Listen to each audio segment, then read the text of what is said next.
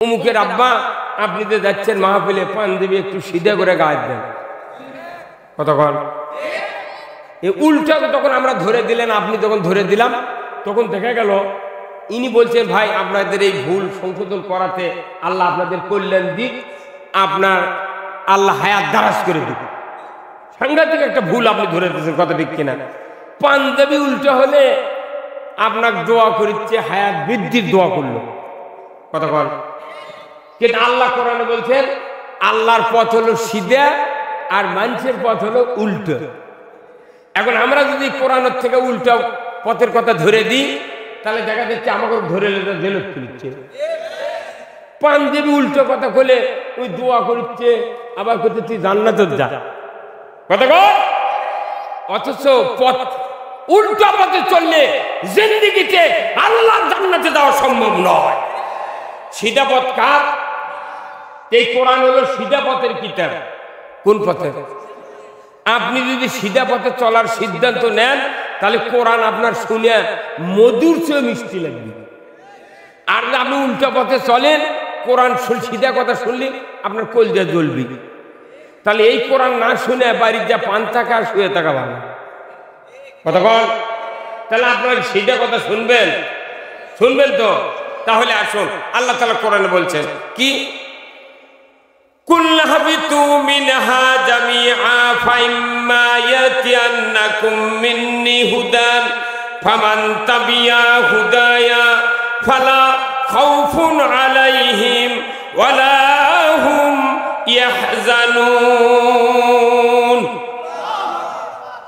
কোরআন শরীফ সূরা বাকারা আল্লাহ বলছেন, হে আদম বংশধর, তোমরা পৃথিবীর জমিনে নেমে যাও, মিন্নি হুদান, আমার তরফ থেকে যে হেদায়েত বাণী যাবে, ফামান তাবিয়া, যদি এ কাজ করতে পারো, ফালা খাউফুন, তোমাদের জন্য কোনো ভয় নাই, ওয়ালা হুম ইয়াহজানুন, তোমাদের জন্য কোনো দুশ্চিন্তার কারণ নাই। জোরে কোন সুবহানাল্লাহ।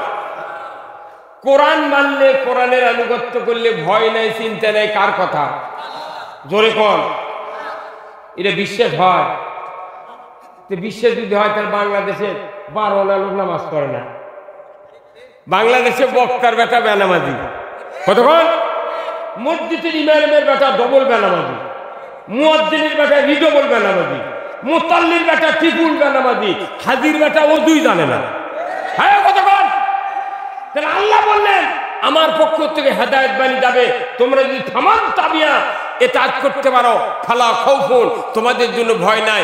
ব্যক্তিতে, পরিবারে, সমাজে, রাষ্ট্রে, অফিস আদালতে, কোর্ট কাছারিতে, অর্থনীতি, সমাজনীতি, রাজনীতি, জীবনের সকল ক্ষেত্রে কোনো ভয় থাকবে না, কোনো দুশ্চিন্তা থাকবে না। যখন আল্লাহু আকবার,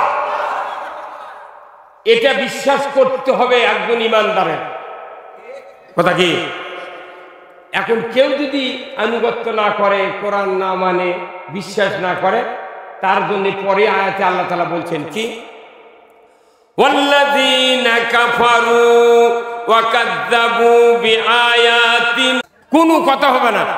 এই মাহফিল তাম পৃথিবীর মানুষ শুনিচ্ছে আর দেখবি। আপনারা তো ভাবনা গায়, হয়তো মসজিদের ইমামতি করে, মুতাল্লি তার বক্তৃতা শুনে পারে না। মুতাল্লি সামনে বসে থাকে, আসল কথা কভার দেয় না। কি কথা কোন টাকা? আর এই বক্তৃতা তাম পৃথিবী শুনবি। ওই ওবায়দুল কাদের ওর চেম্বার শুনবি, উইও বুঝুক যে ইসলাম কাক কয়, কথা ঠিক কিনা? বয়তুল মুকাররমের ইমাম যদি ইসলাম না বুঝে পৃথিবীর কেউ বুঝবে না। এই যারা উপজেলার দাঁড়াচ্ছে এনাদেরকে বক্তৃতা শোনা লাগবে। আপনাকে বক্তৃতা দেখে শিখেও ভয় করে না। যারা উপজেলার দাঁড়াচ্ছে এর করে কলম দিয়া পরামর্শ দিয়ে পৃথিবী চলে, এই লোকগুলোর বক্তৃতা শোনা লাগবে। ওরা আছে বিসমিল্লাহির রহমানির রহিম কয়, ইসলাম মানবতার ধর্ম, নামাজ পড়বেন, এই কথা সুদ চালু করছে। কে ভাই আপনারা কি শ্রোতা না দর্শক? তাহলে বসা লাগবে। ইনি একটু পরে যাবি, আপনারা বসেন। কি কথা ঠিক কিনা?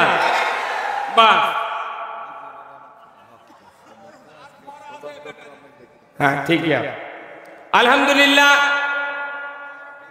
সমস্ত তারিফ প্রশংসা মহান রব্বুল আলামিনের জন্য, যিনি আমাদেরকে বসন্তপুর যুব সমাজ কর্তৃক আয়োজিত এই 10ম তাফসিরুল কোরআন মাহফিলে বসে কোরআন, ইসলাম, জীবন ব্যবস্থা, দুনিয়ার চলার পথ, আখিরাতের মুক্তির পথ, এই প্রসঙ্গে কিছু কথা বলা, জানা, শোনার যে মুনিব সুযোগ করে দিচ্ছেন, সেই মুনিবের দরবারে শুকরিয়া আদায় করছি।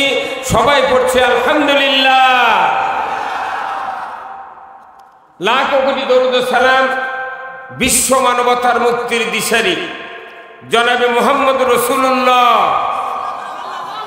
সাল্লাল্লাহু আলাইহি সাল্লামের উপর, যিনি হলেন সফল পিতা, ঠিক বলতে হবে, যিনি হলেন সফল স্বামী, যিনি সফল নানা, যিনি সফল সেনাপতি, যিনি রহমাতুল লিল আলামিন, সুলতানুল আম্বিয়া, আশরাফুল আম্বিয়া, যিনি হলেন তামাম পৃথিবীর শ্রেষ্ঠ রাখাল, যিনি হলেন তামাম পৃথিবীর সফল রাষ্ট্রনায়ক।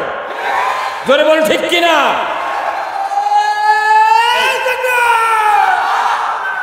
পরে পরে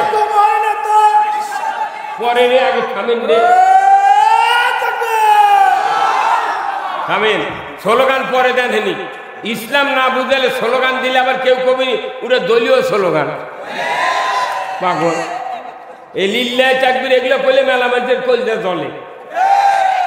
কি ওই কলজা বাদ করে বালতির মধ্যে ভিজে থলে পানি, ওর বাপও জান্নাত যাবে না। কোরআন শোনার পর, রসুলের জীবন শোনার পর যার কলজা জ্বলবি, এর বাপ দাদা ই জীবনও জান্নাত যাবে না। আপনারা শোনেন, আজকে যদি বাংলাদেশে এই মেম্বার থেকে শুরু করে প্রধানমন্ত্রী পর্যন্ত যত জনপ্রতিনিধি আছে, কথা ঠিক কিনা, যারা মানুষের ভোটে নির্বাচিত হন, এই লোকগুলি যদি রসুলকে সফল রাষ্ট্রনায়কের আদর্শ হিসেবে মেনে নিতে পারত, আমার দেশে সুদ চলতো না, আমার দেশে ঘুষ চলতো না, আমার দেশে জানা চলতো না, আমার দেশে দুর্নীতি চলতো না, আমার দেশে চুরি হতো না, আমার দেশে মসজিদগুলিতে জুতা চুরি হতো না।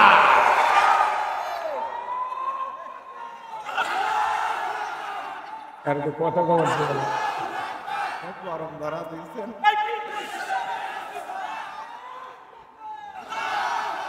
কথা বুঝতে পারছেন? তাহলে এই রসুলকে যারা সফল রাষ্ট্রনায়ক হিসেবে মানতে নারাজ, তাতে মৌলবি হোক, ইমাম হোক, মুহতামিম হোক, বক্তা হোক, কারি সাহেব হোক, হাফেজ হোক, নেতা হোক, খ্যাতা হোক, রসুলকে সফল রাষ্ট্রনায়ক হিসেবে মানতে নারাজ, প্রকাশ্যে হোক, মনে মনে হোক, আপনারা জেনে রাখবেন এর ইমান 15.5 আনা ফাঁকা, ওর ইমানও কিচ্ছু নেই। কথা বোঝা গেল? তাহলে আমরা রসুলকে সফল রাষ্ট্রনায়ক হিসেবে কি মেনে নিতে রাজি আছি? কারা কারা দুহাত তুলে দেখা। লিল্লাহে তাকবীর, নারায়ে তাকবীর, নারায়ে তাকবীর। আমার নেতা, তোমার নেতা, বিশ্ব নবী মোস্তফা, দুনিয়ার মুসলিম, আল কোরআনের আলো। কোন ঘরে ঘরে নয়, ডাইরেক্ট সংসদে। এই কোরআন দিয়ে আল্লাহ রসুল 10 বছর মক্কার মদিনার 12.5 লক্ষ বর্গমাইল শাসন করছেন। এই মাত্র 1500 বছর আগে 12.5 লক্ষ বর্গমাইল নবী এই কোরআন দিয়ে শাসন করছেন। কথা ঠিক কিনা? সেই রসুল হলেন সফল রাষ্ট্রনায়ক। এটাও অনেক হুজুর এখনো মসজিদ বলতে সাহস পায়নি। ওরা খালি মুখ সাহস করে, কয়েকজন করি কি কোরআন দিয়ে দেশ চললে কি হবে? 1 নম্বর হলো জানা হবে না, সুদ হবে না, চুরি হবে না, তারপর দুর্নীতি হবে না, ঘুষ হবে না, কোন রকমের বেপরদা চলবে না, নামাজ কায়েম হবে, একবারে দুনিয়া ঠান্ডা। এখন এই ঠান্ডা না করে কোরআন দিয়ে দেশ না চলে এর এখন পানির জন্য নামাজ পড়ছে। মনে হচ্ছে ওরই চিন্তা বাইদা গেছে কি পানি আল্লাহ দিবে কখন দিবে আল্লাহর ব্যাপার। আমাকে আল্লাহ পাঠাছে ওয়াইজ ক্বালা রাব্বুকা লিল মালাইকাতি ইন্নী জাইলুন ফিল আরদি খলিফা। আমরা আল্লাহর গোলাম প্রতিনিধি, আমরা আল্লাহর দাস, আমাদের দায়িত্ব আল্লাহর গোলামি করা। পানি কখন হবে না হবে আল্লাহর ব্যাপার। কি কথা ঠিক কিনা? এখন আসুন আজকের এই কোরআনের মাহফিলের সম্মানিত সভাপতি সাহেব, বিশিষ্ট আলেমী দ্বীন জনাব মোহাম্মদ আব্দুল হাই, সহকারী মাওলানা শিক্ষক সরঞ্জাই দাখিল মাদ্রাসা, আল্লাহ ভাইজানকে দ্বীনের জন্য কবুল করুক, বলুন আমিন। শহর সভাপতি হাফেজ কারি মাওলানা মোহাম্মদ মুনওয়ারুল ইসলাম মোহতামিম, বসন্তপুর দারুস সুন্নাহ হাফিজিয়া ইসলামিয়া মাদ্রাসা ও এতিমখানা, আল্লাহ ভাইজানকে ইসলাম দ্বীন এবং কোরআন বিজয়ের জন্য কথা বলার তৌফিক দান করুক, বলুন আমিন। আজকের মাহফিলের প্রধান অতিথি বিশিষ্ট রাজনীতিবিদ শিক্ষাবিদ জনাব মোহাম্মদ আসাদুজ্জামান আসাদ এমপি, পবা মোহনপুর 3 রাজশাহী অঞ্চল 54। আল্লাহ ভাইকে মানুষের মনের ব্যথা, কোরআনের কথা, সমাজের অবক্ষয় সম্পর্কে সংসদে কথা উত্থাপন করার তৌফিক দান করুক, বলুন আমিন। আজকের মাহফিলের সম্মানিত মেহমান বৃন্দ মাওলানা মোহাম্মদ মাহবুবুল ইসলাম রাজশাহী, ধর্মীয় সম্পাদক বাংলাদেশ মজলিসুল মুফাসসিরিন রাজশাহী মহানগরী, মাওলানা মোহাম্মদ গোলাম মোস্তফা রাজশাহী, মিডিয়া সহ সম্পাদক বাংলাদেশ মজলিসুল মুফাসসিরিন রাজশাহী মহানগরী, বিশেষ অতিথিবৃন্দ জনাব মোহাম্মদ আল আমিন বিশ্বাস, চেয়ারম্যান 4 নম্বর মৌগাছি ইউপি, ইনি আছেন। জনাব মোহাম্মদ আফজাল হোসেন বকুল, ইনি আপনি, ধন্যবাদ। জনাব মোহাম্মদ আব্দুল ওহাব দেওয়ান, মেয়র 8 নম্বর ওয়ার্ড মৌগাছি ইউপি, আল্লাহ সকলকে দ্বীনের জন্য কবুল করুক, বলুন আমিন। মঞ্চে বসা সুধীবৃন্দ, সামনে বসা মুরব্বিনে কেরাম, হাজী সাহেবগণ, বিভিন্ন মসজিদের ইমাম মুয়াজ্জিন মুক্তাদি সহ বিভিন্ন রাজনৈতিক দলের নেতৃবৃন্দ, যুবক ভাইরা, প্রাইমারি মাদ্রাসা, হাই স্কুল, কলেজ, বিশ্ববিদ্যালয়ের শিক্ষক মহোদয়গণ, ছাত্র ভাইয়েরা, পর্দার অন্তরালে হাজারো মা বোনেরা, কচি কাচারা এবং আজকের এই মাহফিলের ইন্তেজামিয়া কমিটি বর্গ সহ প্রচার মিডিয়ার সম্মানিত মাইকালা এবং ভিডিওম্যান ভাইয়েরা, সবার প্রতি আমার সালাম, আসসালামু আলাইকুম ওয়া রাহমাতুল্লাহি ওয়া বারাকাতুহু। কেমন আছেন আপনারা? আছি ভাই, আলহামদুলিল্লাহ। আমি আপনাদেরকে কিছু কথা বলবো, সেটা হলো কোরআন এবং হাদিস থেকে। আমাদের এই বাংলাদেশ, স্বাধীন বাংলাদেশ প্রায় 53 বছর ধরে স্বাধীন হয়েছে, কথা ঠিক কিনা? 53 বছর ধরে। কি হলো আবার? এই স্বাধীন দেশে আমরা যারা আছি প্রায় 90% ইমানদার, কথা ঠিক কিনা? 90%।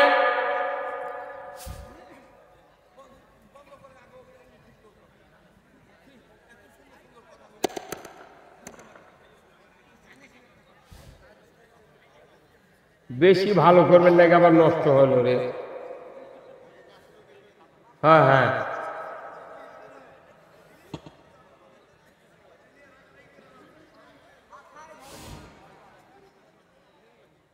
এই বাংলাদেশ আমাদের মাতৃভূমি, স্বাধীন একটা দেশ, সুবহানাল্লাহ।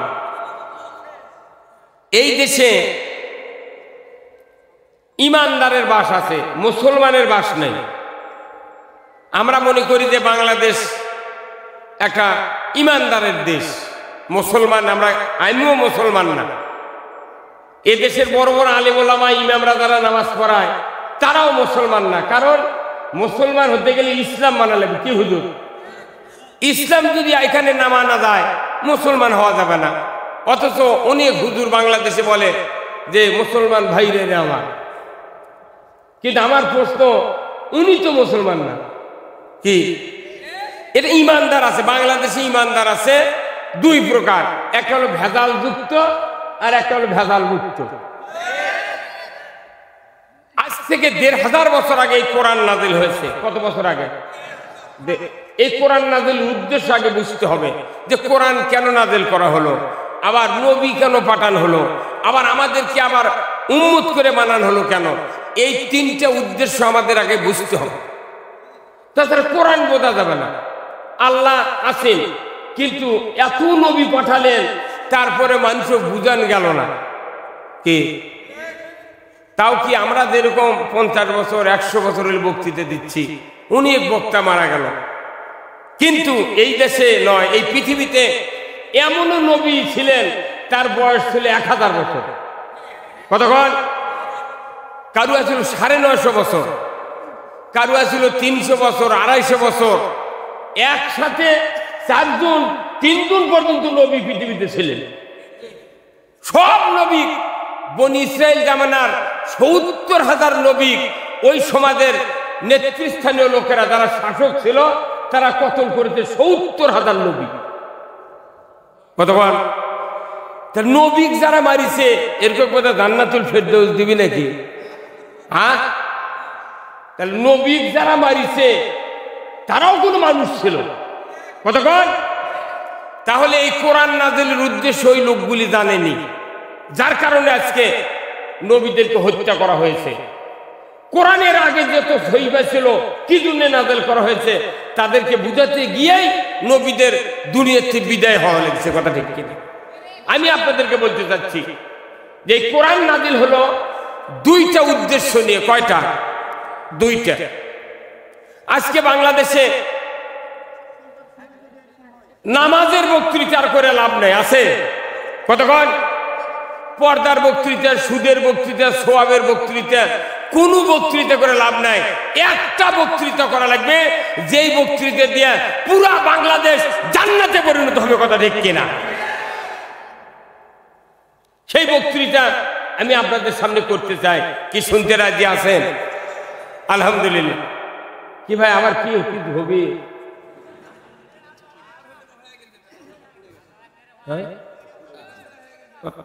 আচ্ছা, তার না আমার বক্তৃতার সময় ইউনিট ঘাটিয়ে দেবে, সে পাওয়ারই নাই এই মাইক্রোফোনে। কমপক্ষে এই সিজনে 30টার মতো ইউনিট পুড়ে ধোঁয়া বাড়াচ্ছে। কথা বুঝতে পারেননি? যারা বালানগরের মাহফিল গেছিল তারা বুঝতে পারছে। আমি আপনাদেরকে বলি, এই কোরআন নাযিলের উদ্দেশ্য কয়টি? এই আঙ্গুল দেখেন কয়টি? দুইটি। আল্লাহ তাআলা নিজের ভাষায় বলছেন কি? শাহরুর রমজানাল্লাযী উনজিলা ফীহিল কুরআন হুদাল লিন-নাস ওয়া বায়িনাতিন মিনাল হুদা ওয়াল ফুরকান। এ বাবা ইকো কমা একটু। কোরআন নাযিলের উদ্দেশ্য দুইটা। এক নাম্বার, আল্লাহ রাব্বুল আলামিন কোরআনুল কারিমে বলছেন কোরআন নাযিলের উদ্দেশ্য দুইটি। এক নাম্বার উদ্দেশ্য হলো মানুষ শুধু হেদায়েত হবে, মানুষ শুধু আল্লাহর পথে চলবে, মানুষ শুধু রসুলের পথে চলবে, কোরআনের পথে চলবে। যারা ঈমান আনবে, আল্লাহর পথ রসুলের পথ ছাড়া কারো পথে চলার অধিকার নাই। কারো পথে চলার অধিকার নেই। দুই নাম্বার, হক আর বাতিল,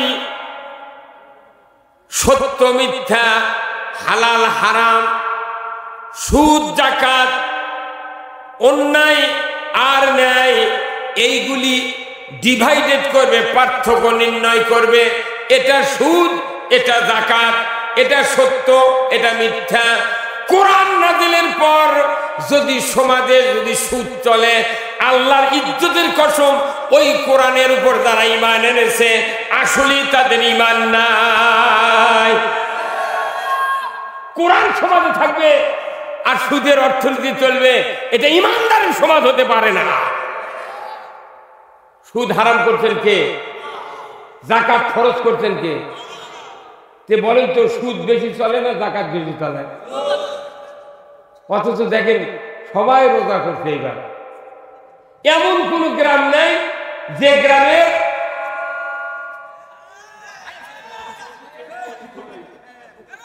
যে গ্রামের 15.5 লোক কিস্তির সাথে জড়িত নেই। এই কত কয় কিস্তি বোঝেন? কয় শাক ভাত খাবো না, গোস্ত খা, স্বামীর কথা শুনবো না, ভাঙ্গা করে থাকবো না, ঝড় বাদল মানবো না, কিস্তি দেওয়া বন্ধ করবো না, যায় থাকিতে সাহেবের ডিউটি কোনদিন অমান্য করব না। প্রায় 15.5 মানুষ একটা গ্রামের, তারা কিস্তির সাথে জড়িত। কথা বল। এখন গরিব মানুষ যারা, তারা কি করবে? কিস্তি না তারা তো তাদের জীবন বাঁচতেছে না। কথা ঠিক কিনা? যাদের জাকাত খাওয়ার অধিকার আছে তাদেরকে জাকাত দেওয়া হচ্ছে না, যার কারণে এই গরিবগুলো কিস্তির সাথে জড়িত হচ্ছে। কি ভাই? তাহলে এই কিস্তি যখন চলিচ্ছে, মানে কি সুদের টাকা কেন চললো? এই সুদের টাকার জন্য গরিবের কোনো দায়বদ্ধতা নাই, এর দায়বদ্ধতা হলো রাষ্ট্র শক্তি আর ধনী মানুষ। এখন সুদ যদি চালু করা হয়, আল্লাহ কোরআনে বলছেন আহাল্লাল বাইয়া হারামার রেবা, ব্যবসা হালাল সুদ হারাম। এরপরও মানুষ সুদের অর্থনীতি মানতেছে। আল্লাহ তাআলা এমন এক ধমক দিয়ে বললেন, ইয়া আইয়ুহাল্লাযিনা আমানু লা তাকুলুর রিবা, ঈমানদাররা সুদ খায় না। ঈমান আনার পর যদি কেউ সুদ খায়, আল্লাহ যেহেতু নিষেধ করেছেন, কারণ কি? তুমি ঈমান এনে যদি সুদ খাও, তোমার ঈমান থাকবে কবে? কবে আর ঈমান চলে গেছে পদ্মা নদীর ভাইছে, ওই এখনো তুই ঈমান দিয়ে ঘুরতিস। হ্যাঁ কথা বল। চৈত্র মাসে পাগড়ি বাঁধছে, আবার আষাঢ় মাসে খুলিচ্ছে, অথচ কিস্তি নিয়ে ঘুরছে। এই সুদও মানবেন, আবার নামাজও পড়বেন, এই বুদ্ধি কে দেশে?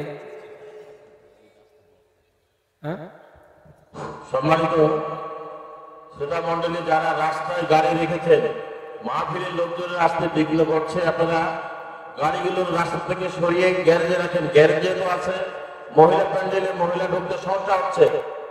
রাস্তার দরকারি যার সুযোগ, এ মেলা জায়গা ডাইনে আছে, আপনারা আসেন।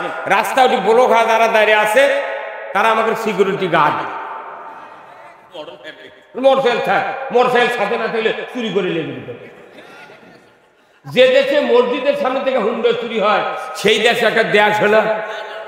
আমার থানার এমপির বাড়ি, এমপির গ্রামের থেকে 6টা গরু চুরি হবে। তানসেন এমপির গ্রামের থেকে 6টা গরু চুরি হতে, তাও থানার ওসির চাকরি আছে। আমার মতো লোক যদি এমপি হতো, কারুর চাকরি ছুতাম না। তোমরা মাটির মধ্যে থেকে মানুষ ধরো, হুজুর করো, ধরো, তোমার গরু চুরি হলে চোখ ধরে পাও না গা।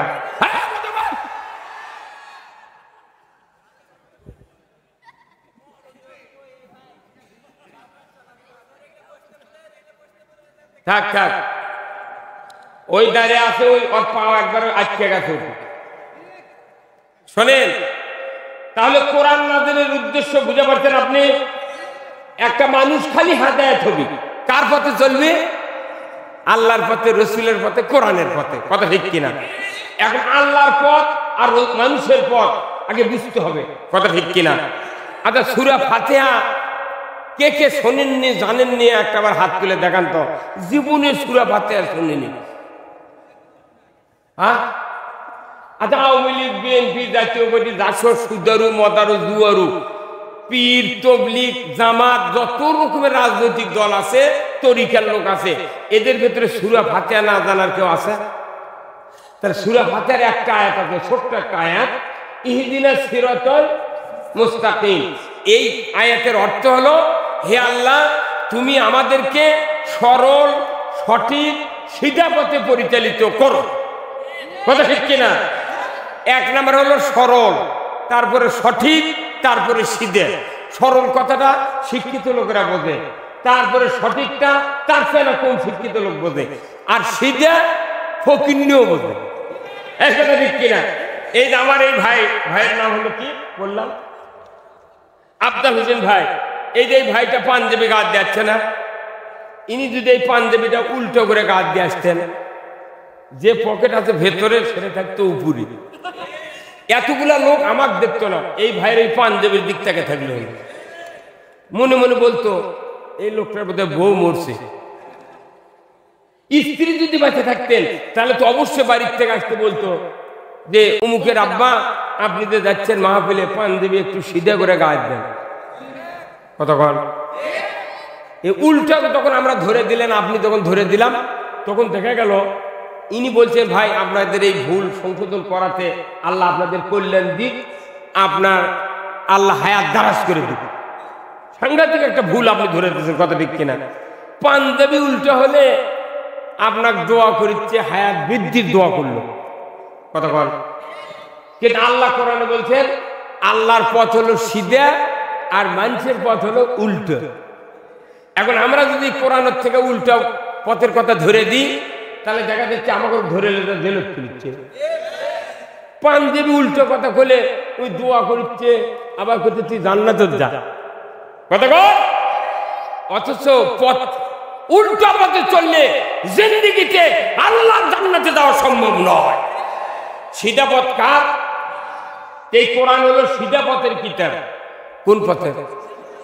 আপনি যদি সিধা পথে চলার সিদ্ধান্ত নেন তাহলে কোরআন আপনার শুনে মধুর চেয়ে মিষ্টি লাগবে। আর আপনি উল্টা পথে চলেন, কোরআন সিধা কথা শুনলে আপনার কলজা জ্বলবে। তাহলে এই কোরআন না শুনে বাড়ির যা পান থাকা শুয়ে থাকা ভালো। কথা বল, তাহলে আপনার সিধা কথা শুনবেন, শুনবেন তো? তাহলে আসুন, আল্লাহ তাআলা কোরআনে বলছেন কি? কুল হাবিতু মিনহা জামিআ ফাইম্মা ইয়াতিয়ান্নাকুম মিন্নি হুদান ফামান তাবিয়া হুদায়া ফালা খাউফুন আলাইহিম ওয়ালা হুম ইয়াহজানুন। কোরআন শরীফ সূরা বাকারা আল্লাহ বলছেন, হে আদম বংশধর, তোমরা পৃথিবীর জমিনে নেমে যাও, মিন্নি হুদান, আমার তরফ থেকে যে হেদায়েত বাণী যাবে, ফামান তাবিয়া, যদি এ কাজ করতে পারো, ফালা খাউফুন, তোমাদের জন্য কোনো ভয় নাই, ওয়ালা হুম ইয়াহজানুন, তোমাদের জন্য কোনো দুশ্চিন্তার কারণ নাই। জোরে কোন সুবহানাল্লাহ। কোরআন মানলে, কোরআনের আনুগত্য করলে ভয় নাই, চিন্তা নাই, কার কথা? জোরে কোন। এটা বিশ্বাস হয়? বিশ্বাস যদি হয় তাহলে বাংলাদেশে 12 লোক নামাজ পড়ে না। বাংলাদেশে বক্তার বেটা বেনামাজি, কতক্ষণ? মসজিদের ইমামের বেটা ডবল বেনামাজি, মুয়াজ্জিনের বেটা রিডবল বেনামাজি, মুতাল্লির বেটা ট্রিপল বেনামাজি, হাজির বেটা ও দুই জানে না। হ্যাঁ, কতক্ষণ? তাহলে আল্লাহ বললেন আমার পক্ষ থেকে হেদায়েত বাণী যাবে, তোমরা যদি ফামান তাবিয়া এটা করতে পারো, ফালা খাউফুন, তোমাদের জন্য ভয় নাই। ব্যক্তিতে, পরিবারে, সমাজে, রাষ্ট্রে, অফিস আদালতে, কোর্ট কাছারিতে, অর্থনীতি, সমাজনীতি, রাজনীতি, জীবনের সকল ক্ষেত্রে কোনো ভয় থাকবে না, কোনো দুশ্চিন্তা থাকবে না। যখন আল্লাহু আকবার, এটা বিশ্বাস করতে হবে একজন ইমানদারের কথা। কি এখন কেউ যদি আনুগত্য না করে, কোরআন না মানে, বিশ্বাস না করে, তার জন্য পরে আয়াতে আল্লাহ তাআলা বলছেন কি? ওয়াল্লাযীনা কাফারু ওয়া কাযযাবু বিআয়াতিনা উলাইকা আসহাবুন নারি হুম ফিহা খালিদুন। যারা এই কোরআনের কথাকে অবিশ্বাস করবে, মিথ্যা মনে করবে, তারা জাহান্নামের আগুনের সাথী সঙ্গী হবে। নাউযুবিল্লাহ। কি সুদ বাদ দেন, নামাজ আদায় করেন, চুরি বন্ধ করেন, জানা বন্ধ করেন, মোবাইলে আর এক মহিলার মিস কল দেওয়া বন্ধ করেন, তাহলে তো নাউযুবিল্লাহ পড়া লাগে না। কি হুজুর? তাহলে আপনি যদি কোরআন বুঝতে চান এই দুটো আয়াত আগে বুঝতে হবে।